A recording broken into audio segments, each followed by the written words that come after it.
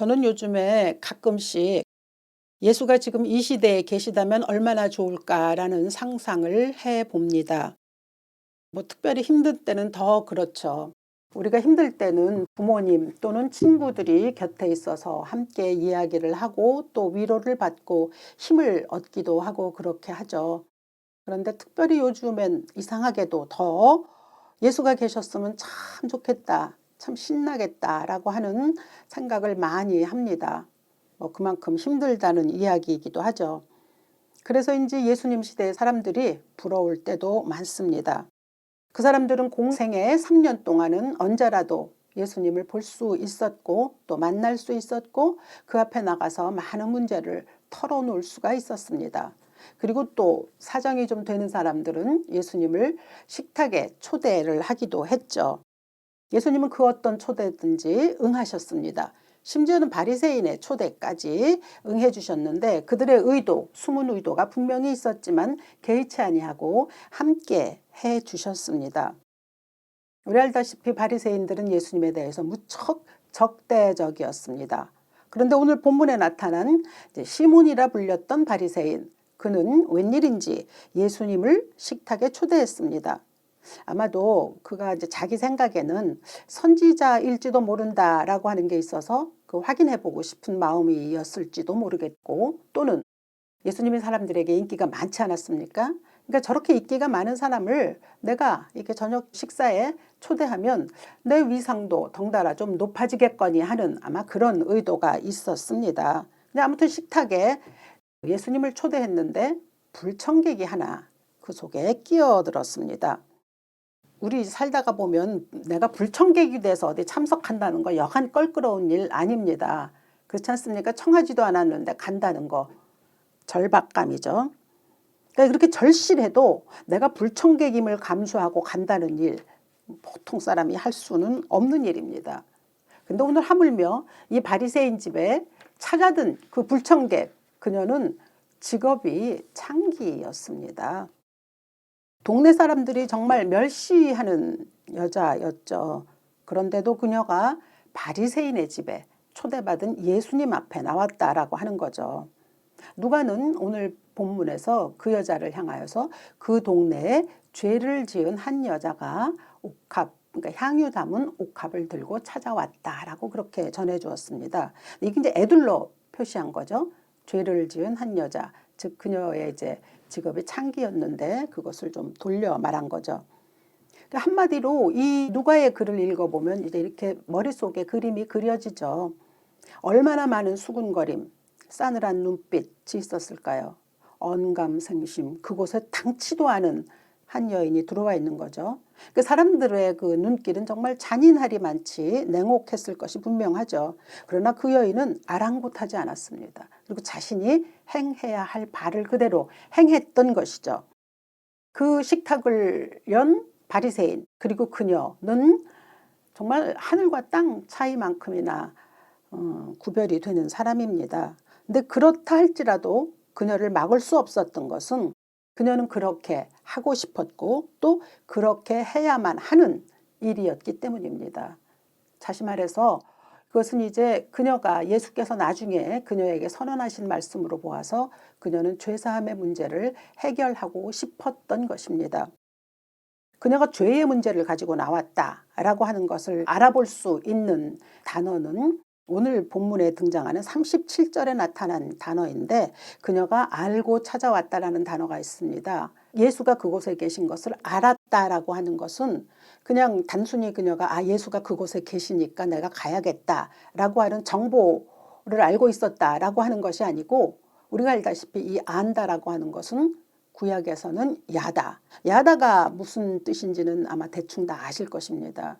그러니까 그냥 어떠한 사실이 있다는 걸 아는 게 아니고 구원에 이르도록 하는 그 지혜의 알을 이야기하는 거죠. 그러니까 이 여인이 예수께서 그 바리새인의 집에 계시는 걸 알았다라고 할 때는 지금이 나에게는 찬스다라고 하는 겁니다. 내가 이 죄짐에 눌려서 너무 힘들 때 이것을 해결하실 수 있는 분이 바로 그곳에 계시니 나는 그곳으로 가서 이 죄의 문제를 어떻게든 해결해야겠다라고 하는 거죠. 그러니까 그녀는 알았던 겁니다.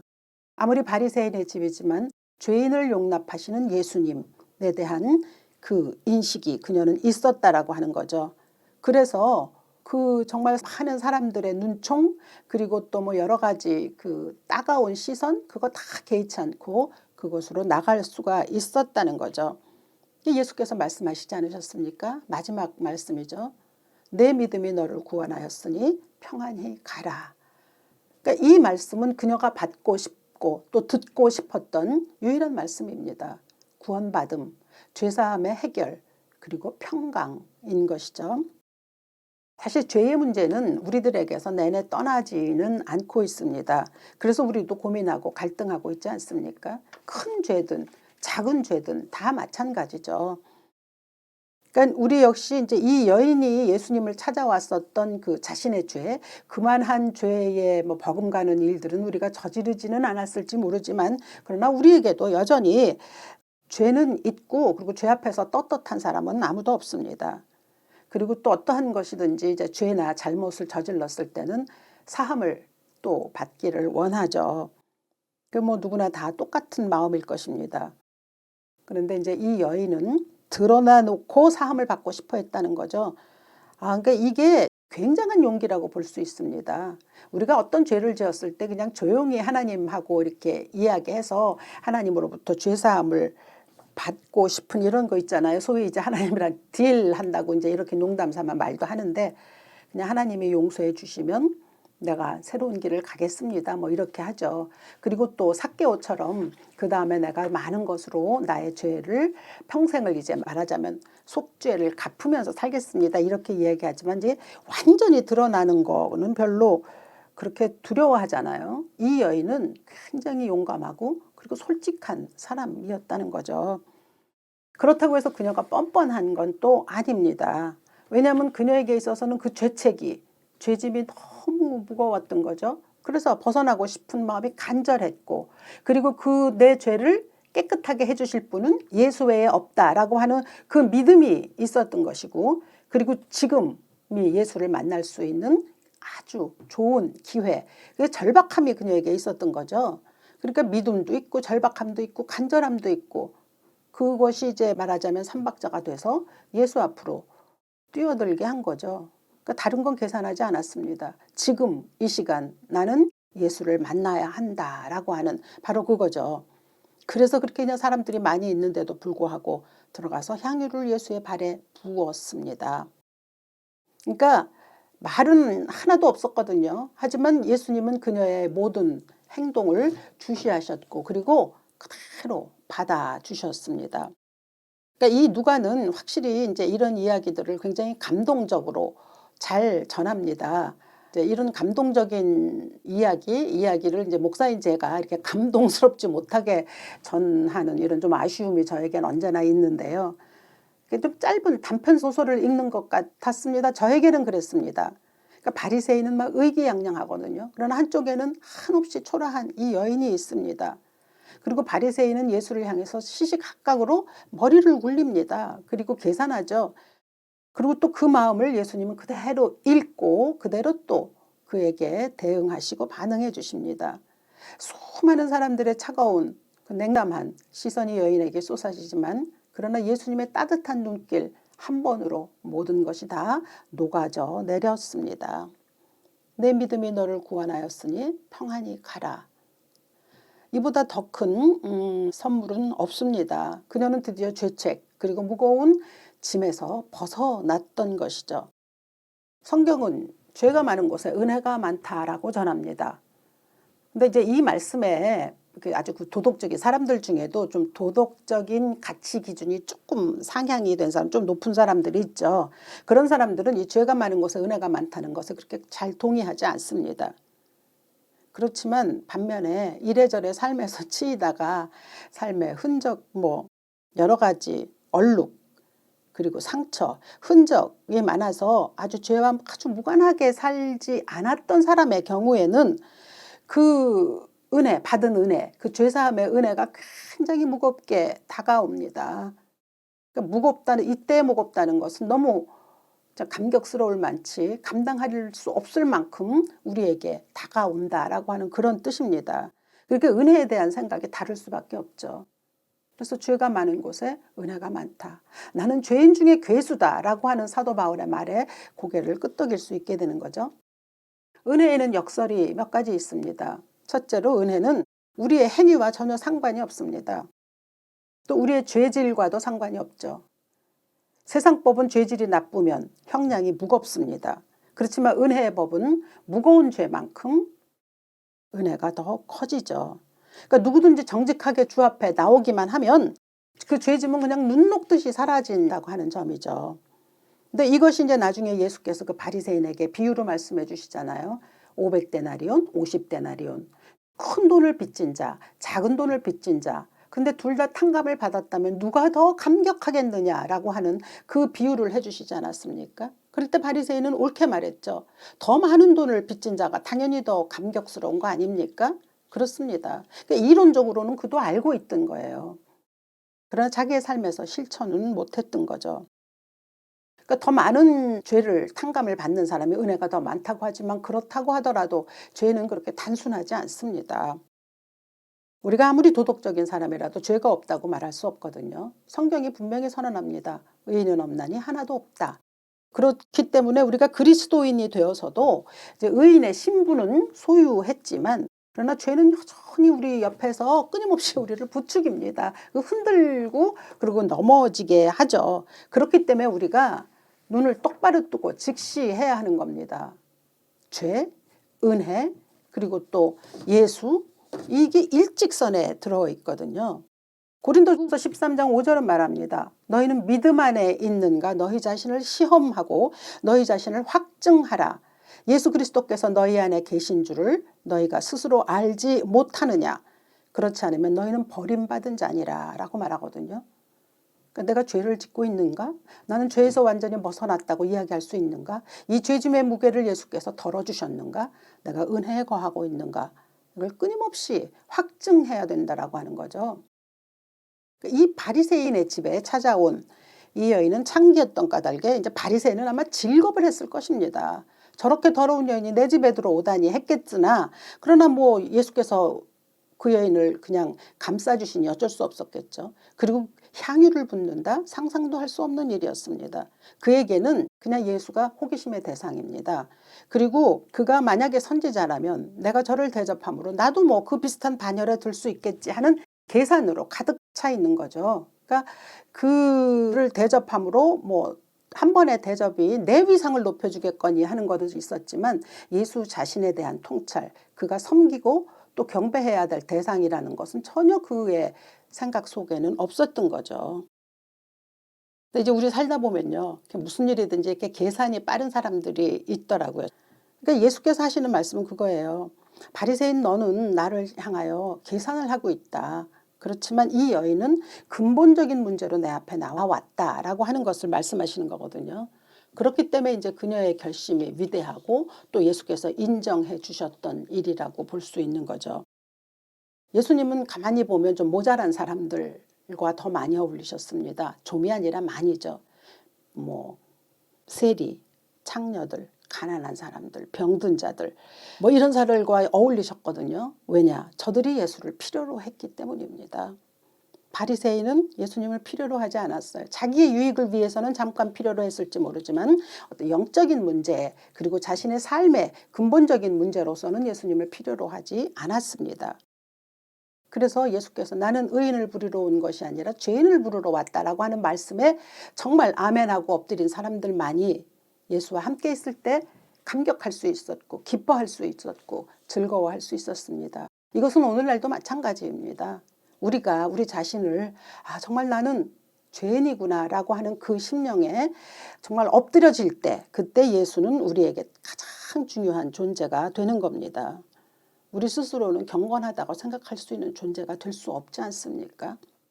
오늘 본문을 보면 본문 39절에는 그 바리새인이 마음에 이르되 그리고 그 옆에 있었던 자들이 속으로 말하되 이런 말씀이 2번씩이나 기록되어 있거든요. 그러니까 저들은 말하자면 최소한 정직하지도 못했다는 걸 그대로 표현해 주고 있습니다. 그러니까 마음속으로만 이렇게 다 계산하고 있고 생각하고 있고 겉으로는 드러내지 않는 거. 사람들 속에서도 가끔 가다 보면 무슨 생각을 하고 있는지 모르겠는 사람들이 더러 있습니다. 마음속으로는 A를 생각하고 있지만 드러내기는 B를 드러내는 사람들도 있거든요.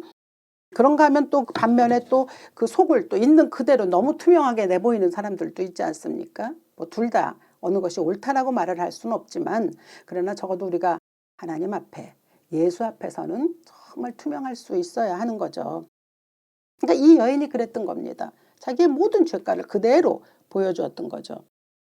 그랬지만 예수 그리스도께서 죄사함을 입었다고 했을 땐 또 얼마나 시원했을까라는 생각을 해볼 수 있습니다. 막 속 깊이 막 이렇게 골마 터져가고 있는 문제들이 있는데, 그게 이제 밖으로 터져 나왔으면 좋겠는데 잘 안 될 때가 있습니다. 근데 어느 날 뭐 어떤 연유에서든지 그게 이제 탁 터져 나가면 무척 시원합니다. 뭐 부끄럽기도 하고 창피할 때도 있지만, 그러나 오히려 속 시원하다는 느낌 맞죠? 우리 그런 말 하지 않습니까? 고름은 절대로 살이 될 수 없다. 예, 고름은 터져 나와야 합니다. 그래야 새살이 나오죠. 그러니까 우리의 죄들이 이 안에서 우리를 괴롭히고 이렇게 골마 터지게 하는 것으로부터 우리는 해방돼야 하는 거죠. 이 여인은 그렇게 했던 거거든요. 그러나 이제 조심해야 할 일은 좀 있습니다. 이제 우리 가끔가다 제가 많이 그 전에 느꼈던 건데요. 교회에서 자신의 과거를 전부 다 가감 없이 말하는 사람들을 보았습니다. 이제 안 해도 될 말까지 다 그대로 하는 바람에 이제 두고두고 자신에게 부메랑처럼 다가오죠. 그것이 무척 고생합니다. 그 흔적, 또 상처 두고두고 참 감내하기 어려운 짐덩이가 되는 거죠. 어느 만큼을 내가 드러낼 수 있는 것이냐라고 하는 데서도 굉장한 지혜가 필요하죠. 우리는 사실 대부분이 다 그렇지 않습니까? 하나님과 나만이 아는 비밀이 있습니다. 그리고 또 그것이 때로는 다른 이에게는 알려지지 않았으면 좋겠다는 바람도 있죠. 그러니까 그 사이에서 굉장히 지혜가 필요한 거죠. 무조건 이 여인처럼 이렇게 나가서 다 그대로 밝힌다라고 하는 것은 용기도 필요하지만, 그 이후의 삶에 대한 자기가 어떻게 책임질 것인가라고 하는 문제에 대해서도 굉장히 중요하게 생각해야 합니다. 그렇긴 하지만, 그러나 예수 앞에 나와서 죄사함을 받겠다는 건 누구에게나 다 필수 불가결한 과정이죠. 예수께서 그녀에게 말씀하셨던 내 믿음이 너를 구원하였으니 평안히 가라라고 하는 이 말씀에 대해서 예수님은 그녀에게 내가 예전에 왜 이렇게 살았느냐 뭐 이런 거 하나 얘기하지 않으셨습니다. 그냥 구원의 결과만 선언하셨죠. 우리에게도 마찬가지입니다.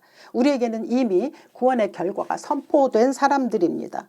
그렇다면 그녀는 그 다음에 어떻게 살았을까라는 걸 생각해 보았습니다.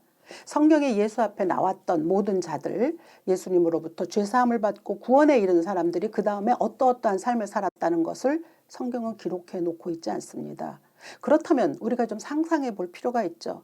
예수는 그렇게 그들을 인정하셨다면 그 다음에 그들의 삶은 어떻게 살아가야 했었을 것이며, 또 그들과 함께 살아가는 다른 사람들은 또 어떻게 그 일을 받아들였어야만 했었을까라고 하는 점이 이제 우리에게 주어진 과제라고 볼 수 있는 거죠. 그녀는 어디로 갔을까요?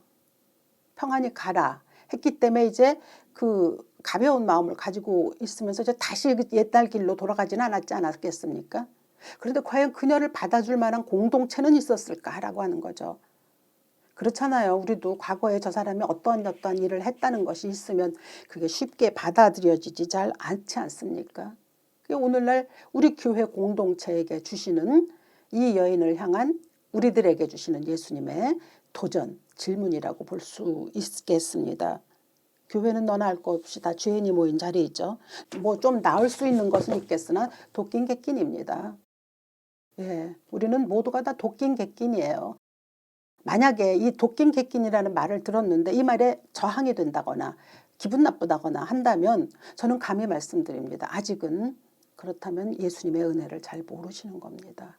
예수님은 우리에게 말합니다. 너희는 똑같은 죄인이다. 바리새인이나 창기나 예수 앞엔 다 이퀄이라고 하는 거죠. 그러니까 교회 공동체 안에서는 그냥 뭐 좀 더 낫고 좀 더 이런 구별은 있을지 모르지만 예수 앞에선 그런 게 없습니다. 모두가 다 죄인입니다.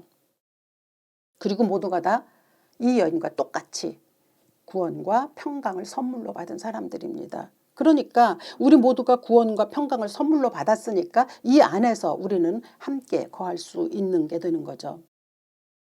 예수를 믿는 까닭이 무엇입니까? 그렇습니다. 구원과 평강을 얻기 위함입니다. 다른 거 없습니다.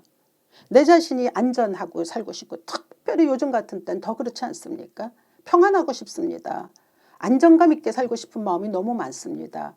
여전히 내 자신의 일이 아닌 것으로 인하여서 이렇게 불안하다라고 하는 것이 얼마나 우리를 예민하게 만듭니까? 가정이 편안하고 나라가 편안하고 또 범사에 잘 되는 형통, 이런 것을 우리는 바랍니다. 근데 며칠 전에 이제 우리 친구가 해준 대형교회 여자 장로님의 이야기가 있어서 잠깐 말씀을 드리려고 합니다. 그 장로님이 툭 하면 이런 말씀을 하신답니다. 나는 교회를 위해서 일을 열심히 합니다. 또 기도 역시 다른 사람을 위한 중보 기도를 굉장히 많이 합니다. 그러나 난 내 자식을 위해서는 기도하지 않습니다. 라고 이야기를 하는데, 우리 친구는 그 말이 그렇게 마음에 썩 감동은 되지 않았다고 이야기를 합니다. 자식을 위하여서 기도하지 않는다라고 하는 것이 자랑은 아니죠. 사람들 가운데서는 자기 가족과 자기 자식만을 위해서 기도하는 사람들도 있습니다. 그것도 바람직하지는 않습니다.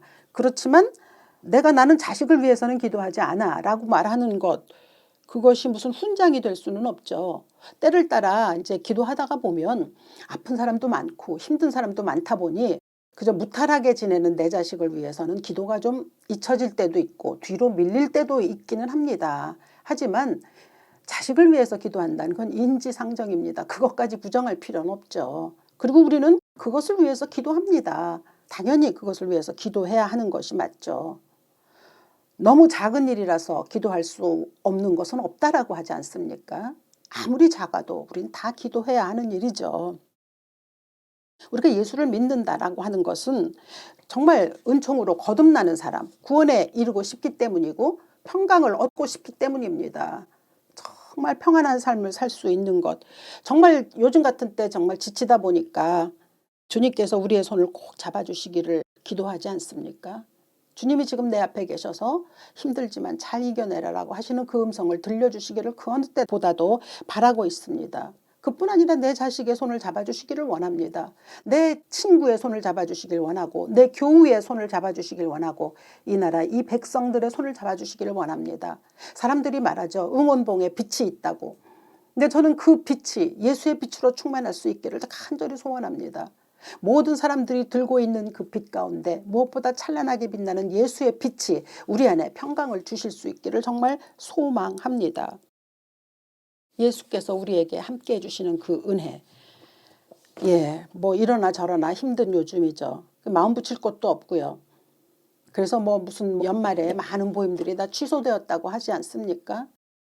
그런데 저는 그렇게 생각합니다. 그래도 친구들과의 모임이 있다면 만나십시오. 그리고 또 대화도 나누고 그렇게 하십시오. 특별히 그리스도인들은 교회에서의 만남이 있거든요. 굉장히 귀하게 여기셔야 합니다. 매주 보는 저 얼굴 속에서 주 예수 그리스도께서 베푸신 구원과 그리고 평강이 함께 공유되는 거잖아요. 그게 얼마나 귀하고 좋은 사람들입니까? 그러니까 그런 사람들을 만나고 재미를 얻고 또 기쁨도 얻고 평강도 서로 나눌 수 있어야 하는 것이죠. 그게 그 어느 때보다 더 필요한 요즘이라고 볼 수 있습니다. 제가 이렇게 주위에 보니까요, 조금 좀 덜 나이가 들어 보이는 분들이 분명히 있거든요. 근데 그런 분들을 보니까 자세히 제가 좀 관찰해 보니 먹는 거, 뭐 운동 이런 게 아닌 것 같아요. 그냥 마음에 근심하는 일이 별로 없는 겁니다.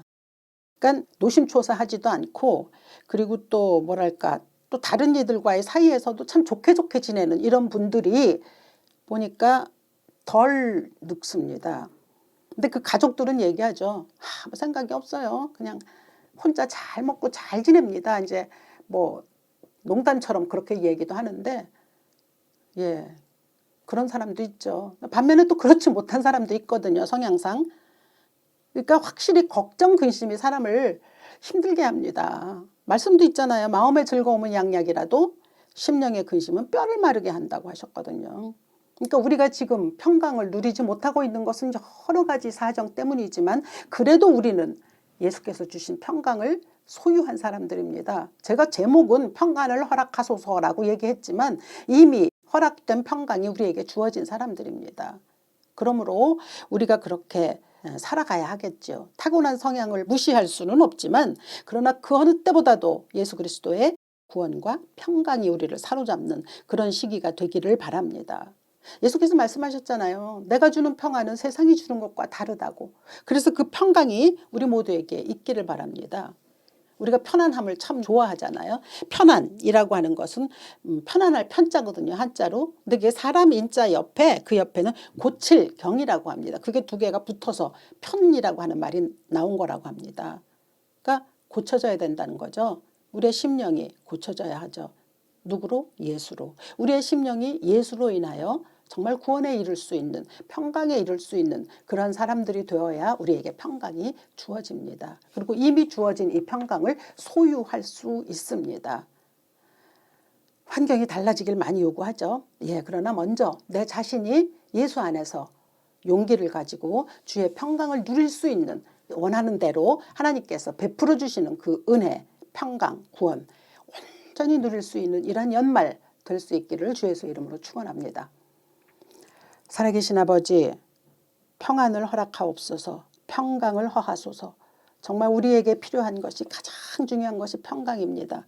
세상은 너무나 지금 힘든 과정을 겪고 있습니다. 그러나 예수께서는 그 모든 것이 무너져가는 여인에게 다가가셔서 구원과 평강을 허락하셨습니다. 우리에게도 동일한 은혜가 필요하오니 주여 축복하여 주시옵소서. 이 나라 이 민족 위에, 또 우리의 가정 위에, 그리고 우리의 모든 일들 위에, 사업체 위에 놀라우신 은총으로 충만하게 하옵소서. 주 예수 그리스도 귀하신 이름으로 기도합니다. 아멘.